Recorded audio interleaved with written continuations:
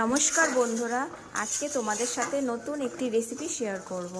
তো দেখতেই পাচ্ছ আমি এখানে মশলাটা কষিয়ে নিচ্ছি, কিন্তু কী কী দিয়েছি সেটা আমি তোমাদেরকে এখন বলবো। প্রথমে তেল দিয়ে গরম করে কালো জিরে ফোড়ন দিয়ে, দেখতেই পাচ্ছ কালো জিরে দিয়েছি আমি এখানে। আর এখানে আছে পেঁয়াজ আর কাঁচা লঙ্কা পেস্ট, আর কিছু দিইনি সেখানে। হলুদ আর লবণ দিয়ে এখন আমি এটাকে কষাবো। কষানোর পরে তারপরে এই যে দেখছো যে ভিন্ডি সবাই যে এরকম করে কাটা আছে, এরকম এটা কষানোর পরে আমি এখানে দিয়ে দিব। তারপরে ওটা ভাজা ভাজা হয়ে গেলে আমি জল দিয়ে একটু শুকিয়ে নেব। তো তোমরা দেখতে থাকো আমি কি কি করি, সব বলে দিলে তোমরা বুঝতে পারবে না। তো তখন তোমাদেরকে আমি বললাম যে ভেন্ডিটা দিয়ে আমি আর একটু কষাবো। এই যে ভেন্ডিটা দেখো দিয়ে দিয়েছি, আর হলুদ লবণ তো আগের থেকে দেওয়াই ছিল। এখন আমি এটাকে ভাজা ভাজা করব, একটু ভেজে নিয়ে তারপরে অল্প সামান্য জল দিয়ে দিব।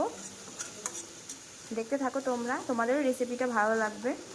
আর কেমন লাগলো সেটা অবশ্যই আমাকে জানাবে, তোমরা ট্রাই করে দেখতে পারো। দেখো এটা হচ্ছে, এখন হতে থাক, একটু পরে আবার তোমাদেরকে আমি বলছি কি কি করতে হবে। তো দেখো বন্ধুরা, আমি এখানে সামান্য পরিমাণে জল দিয়ে দিয়েছি। এখন এটা একটু শুকনো শুকনো হবে, এরকম ঝোল নামাবো না।